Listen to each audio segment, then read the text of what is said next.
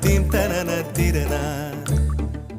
நடந்தால் ஆறு எழுந்தால் அருவி நின்றால் கடலல்லோ, சமைந்தால் குமரி மணந்தால் மனைவி பெற்றால் தாயல்லோ.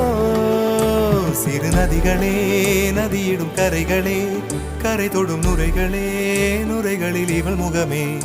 சிறு நதி